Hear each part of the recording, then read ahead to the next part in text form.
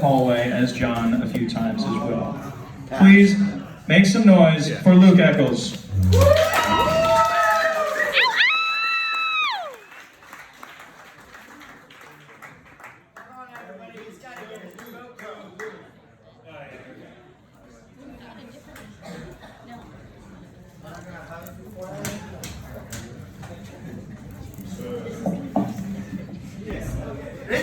This is the part where I walk out.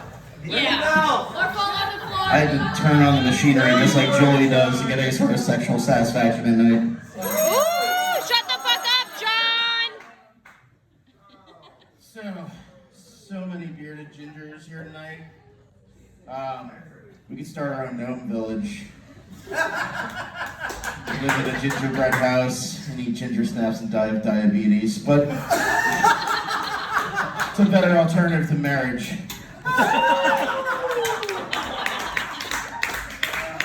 So,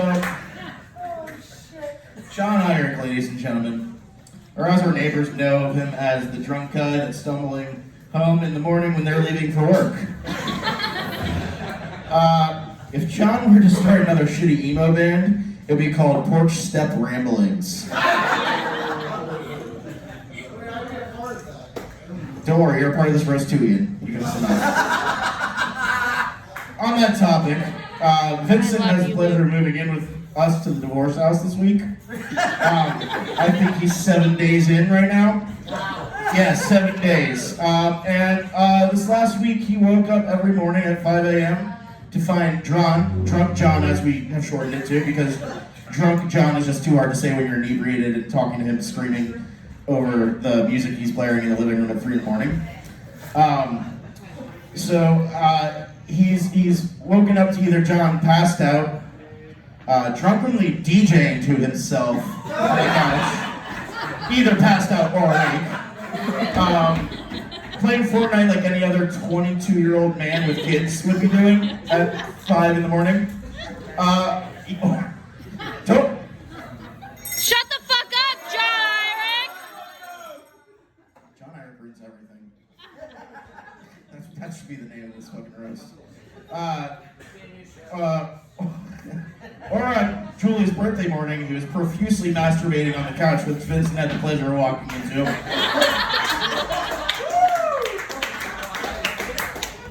That's actually a true story. Guys, I'm not fabricating most of the stories on here. Good times, everyone, good times. Come stay over, you're in for a treat if you want to sleep on that couch.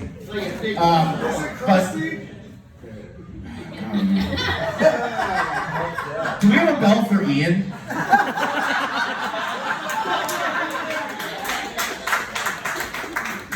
My favorite Tron experience was a couple months ago, coming down the stairs at 5 a.m. because my dogs are assholes and they want to go out at 5 a.m. for some reason. And as I'm coming down the stairs, I could hear some shitty emo mix that you would cry to while using your tears as lubrication. I come downstairs and like Jon's nowhere around, but there's music. So I'm like, whatever, maybe he made his way back upstairs. I let the dogs out. They come back in, and while they come back in, like I see the basement door kind of like do a flutter, like it was kind of slightly open. So I'm like, oh, maybe the cat got down there or whatever, and the dog's sniffing at the door, so I'm like, what the fuck? And I hear something, so I open the door, and we have like 1920s, like old house, like stairs that are this narrow, this fucking deep, like each step, and Jon's head is like at my knee level, and his back is to me, and he's like this on the wall, and he just turns and looks up at me. And I'm like, what the fuck are you doing? And he's got his iPad in his other hand. And he's like, I don't know. That was really hard. I'm like, right, Steve, that's exactly what he said. And he's like, help me out. So I am literally pulling him one arm up the stairs because he has the iPad clutched underneath like a child that he's rescuing. I pull him out of the stairs, and then he starts trying to figure out the Christmas lights to dim them, and he's in his tidy whities, and like... Oh, alright. they were the new boxer briefs. I'm sorry. It was tight. I was just trying to like not look. It looked like tighty whities because we're so fucking pale. Oh, good, John. It's like a glow. So that's my favorite Jon story. So when I moved into the house, I found out that Jon had recently brought home a stray. Our cat. Jon named her Elaine because he's always wanted a pug and he wants to name it George Costanza. For some reason that tickles him to no end, so he named her Elaine. Julie and I found her to be way too dumb to have a name, so we call her Cat. K-H-A-T-T. And speaking of strays that are dumb hoes, Jon's still living with us as well. And thanks for sleeping on the couch last night as well, Anna. Speaking of dumb hoes. But Oh shit! Sorry, that took a minute. Yeah. That took a minute. We wanted to have a Dashboard Confessional tribute band tonight. Vindicated? But fuck, where's the bell for Ian? God damn it. Wait. But Let's change it. Shut the fuck up,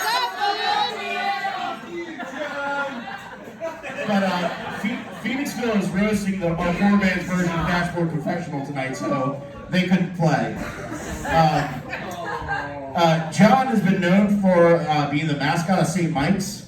When Jon passes away, he's most likely going to be passing away from not paying attention while crossing the street and getting hit by a bus.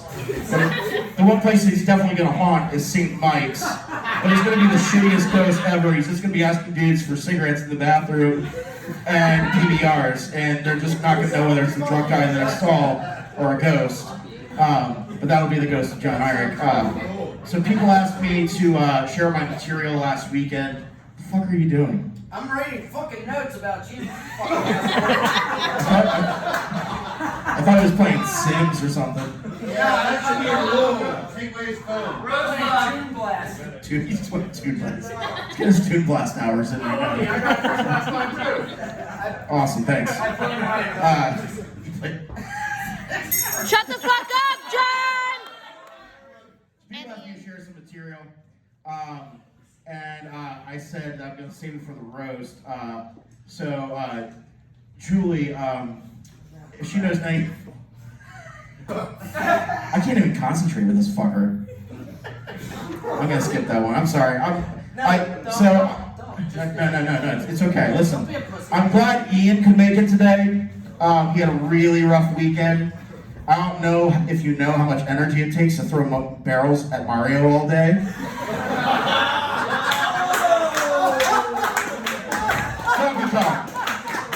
Where's Chuck? He better not be laughing because he's the little Diddy Kong motherfucker that's on his shoulder.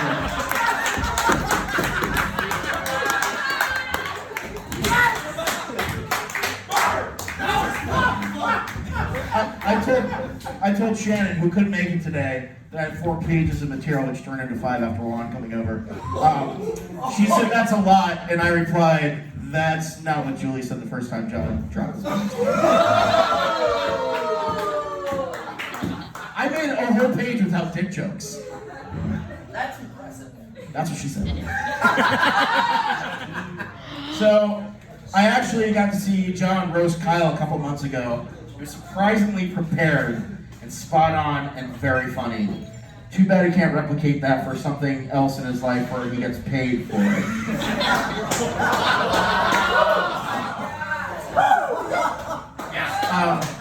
Living with Jon has really helped me with my relationship with my brother. Now my brother has a 3-year-old kid, has a 7-month-old, and my roommate Jon's a lot like, I feel like my brother having 2 young roommates, aka kids.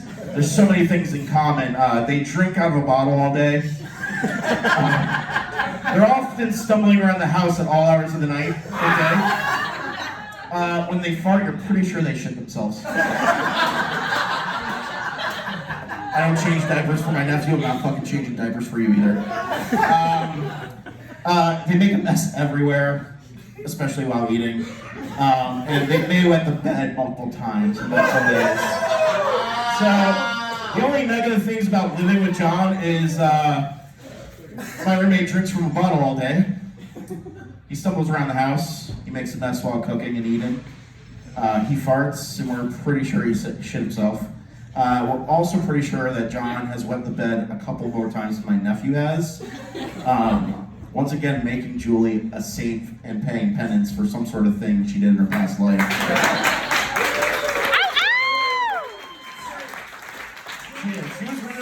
She was wondering leaving the roaster, and I was like, girl, like, we're just gonna talk about how precious you are.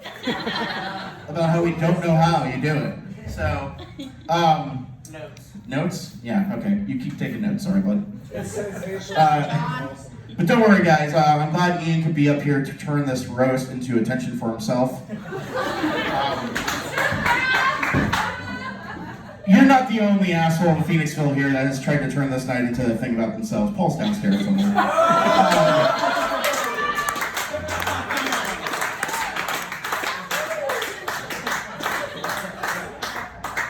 Johnny Gonzalez is that probably. I'll give everybody a moment to breathe that one out. As well as the mushrooms he gave you.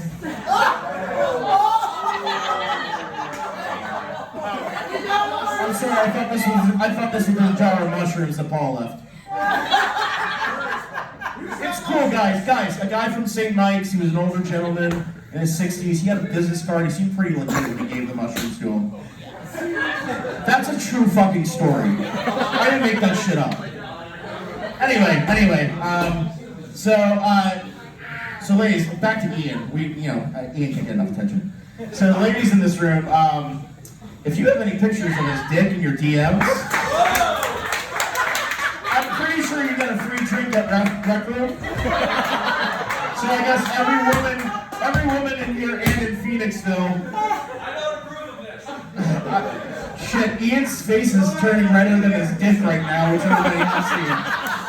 Also, I've seen that dick, so I should get a drink as well. I'm not drinking sometimes. Shut up, Ian! I'm gonna teach you something. If you go count like clockwise, this is a form to. Never mind, you're not gonna understand. It's something you do with women. If I do the swirl, that means shut Ian. If I do this, it's Jon. So.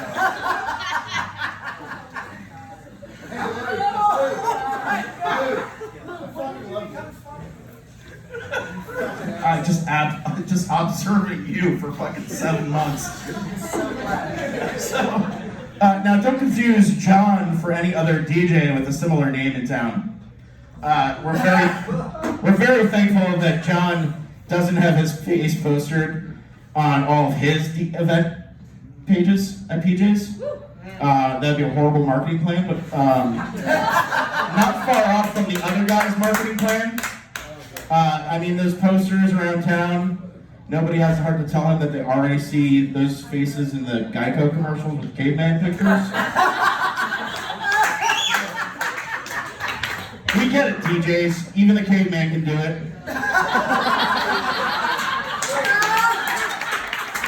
By it, I mean a job. Speaking of fuckboys, Johnny Gonzalez Thursday nights at the Phoenix. Don't worry, we'll sing a back up for karaoke whether you want him to or not. He's got you covered. Johnny's been requesting to not ever be roasted after hearing about this. True story. He said he does not want to roast. But I think he misunderstood what roast meant. I think that's code for talking to a detective about possible sexual misconduct.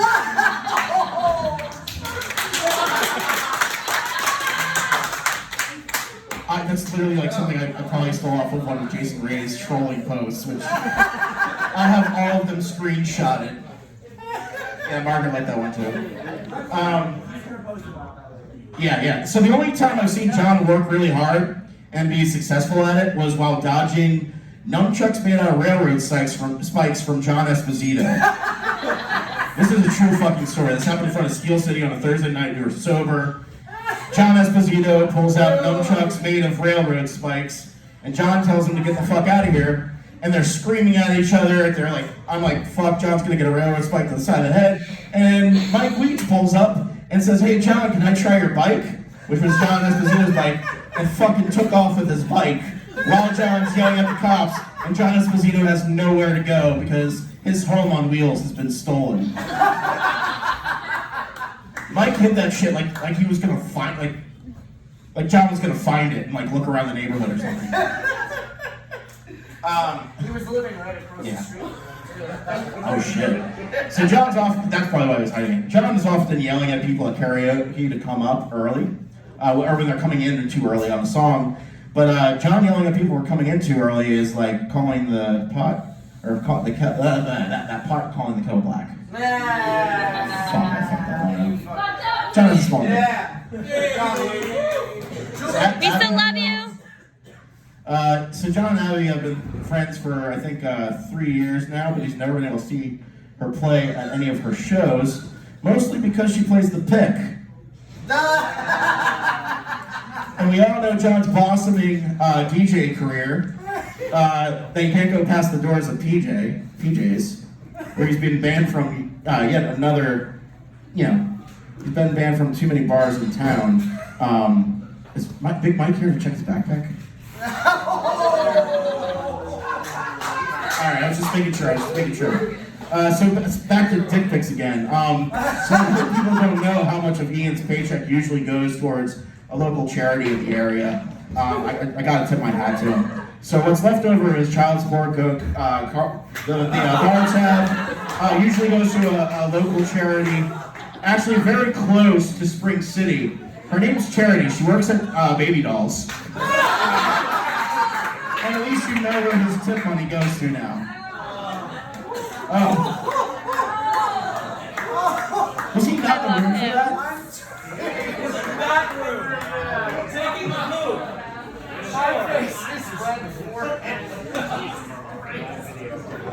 So, John's always asking Julie if we can do the butt stuff. Guys, we're at the butt stuff joke. Alright? We're at that point of the night.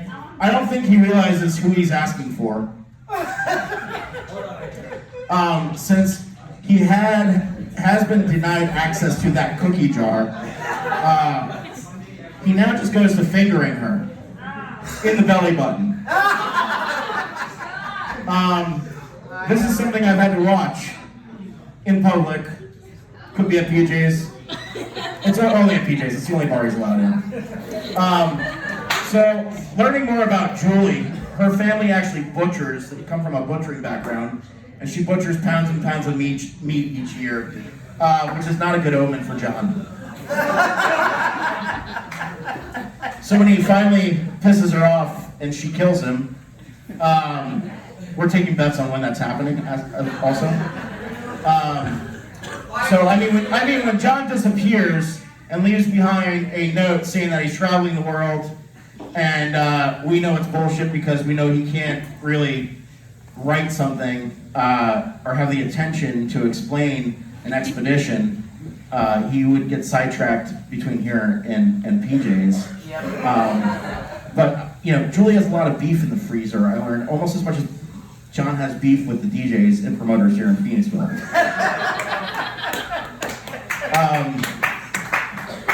How are we on? You want to kick me off the stage? Are we good? We're good? All right. Speech? All right. Well, I feel like I haven't done enough. You had 5 fucking pages. I feel like I haven't done enough penis jokes. Fuck. I know, well, that's what she said. I know. No more penis jokes. All right. So since moving here, Ian's back. Fuck. Ian's back. All right. So since moving here, the list of John, what John's supposed to be doing around the house for the Reclaimed by John projects has grown. Fuck, Ian's back. Shut the fuck up, Ian! Dude, you missed the best Ian joke. I might have to repeat it, but probably not. I'll be right back. I'll be back to that one in a second. So, there's a laundry list of things he's supposed to make. One being a TV stand, laundry shelving, making Julie sexually satisfied. Hooks for the closet so that he can finally come out of it, which is what everybody's waiting for. A bookshelf. The only way he's going to finish these is if we put a PBR label and a cigarette next to each fucking project. So, when people talk about Julie, they talk about her like she's a saint or something for dating him. I'm pretty sure Catholics are lighting candles her if they've met her, especially at St. Mike's, because there's a lot of saints there, right? Yeah, me who tries to I was surprised that Ian was asked to do the roast because I don't think I've ever really heard him complete any sentences.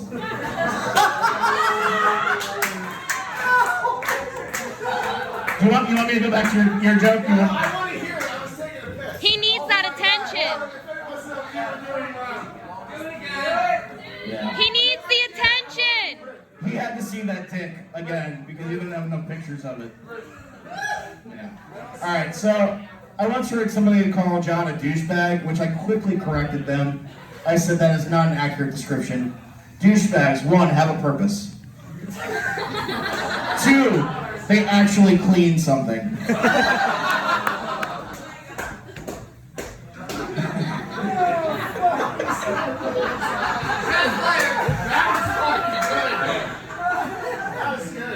Oh, fuck.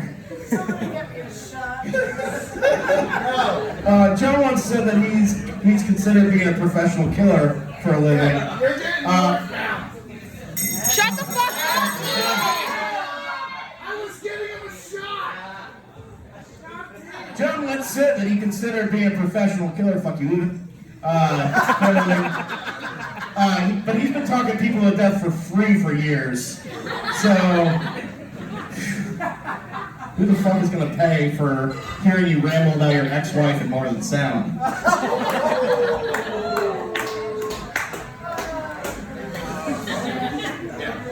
I found that if you want Jon to stay out of a certain area of the house, it's pretty easy. Something that looks like a spider.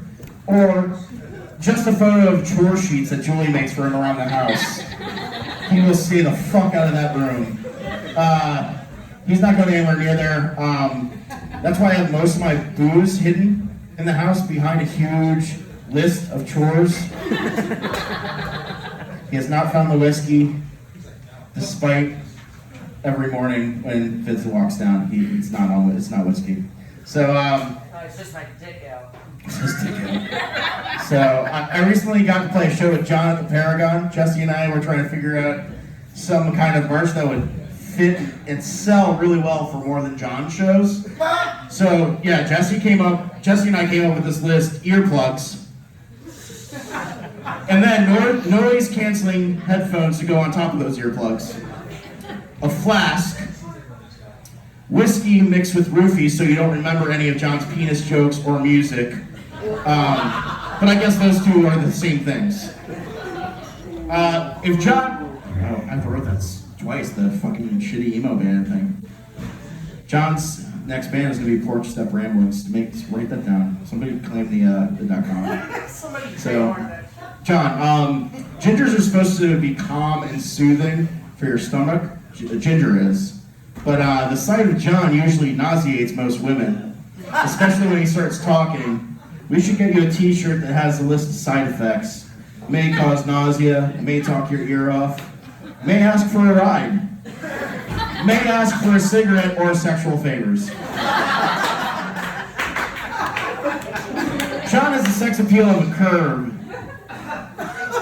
as smooth as concrete. Ian has the sex appeal of a Heinz relish packet. It's there, but you really don't want to use it.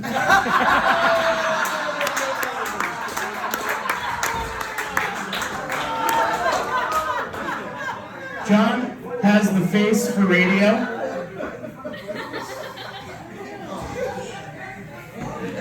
Jon has the face for radio and the voice for print. Luke, I'm gonna lick you later. Too bad his reading and learning curve is of a 5th grader. And Levi's finally able to teach him multiplication now that he's in 5th grade. That's not entirely inaccurate. So, I love his kids. Levi recently, at age 7, expressed interest in learning about computer programming code, which is great, because at that age, Jon expressed interest in yelling boobs or penis into the crowds.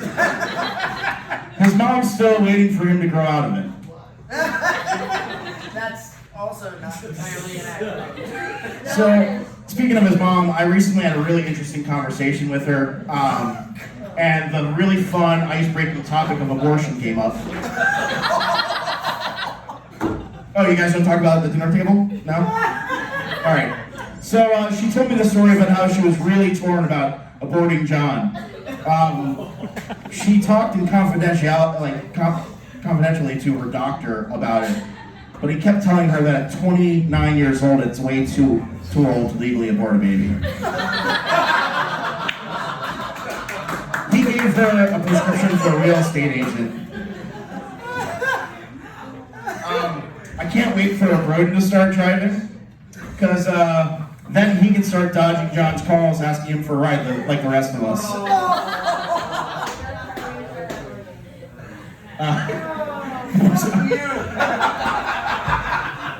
The most iconic thing about John's favorite bands and their names is At the Drive-In, Boxcar Racer, which is funny because these are two things he's not allowed to do by law.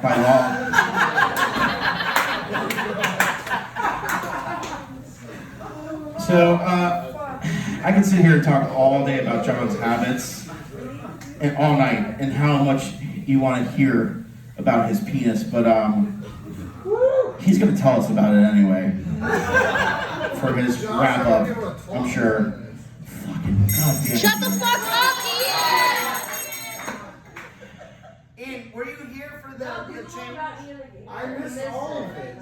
Alright, so you know most women describe their man as a snack. You've never heard Julie talk about him like that. Probably because he's more like a firecracker. You shouldn't put that shit in your mouth. But you're questioning how it got there anyway, aren't you? Wow. I'm kidding, John. You're more like one of those Aldi's roasted red pepper Triscuits. Wow. Someone asked me if John likes to go, what he likes to go shopping for, and I replied, you have to have money and a job to go shopping. That's why he's holding on to Julie for dear life. We love you, Does anybody have a Julie. short story about John's genitalia? Do it. Show of hands here if you've seen John's genitalia or heard of John's genitalia. All right. Now, this is less of a roast and more of a cry from victims. Now, Are we talking about Johnny or Ian? Ian Michaels, also known as the Rolodex of dick pics. You would think somebody named after a craft star would be far more approachable. Michaels? No. My last name's not Michael. Fuck you, Ian. Shut the fuck up, My middle name's Michael, though. When Gad was making John, he was like, fuck it, let's make a caricature. We can all together petition Matt Groening to make him one of the next town drunks in whatever cartoon he's making. John is pretty much the Barney Rubble, or Barney Gumble? What, is it Gumble? Gumble. No, Gumble. Rumble?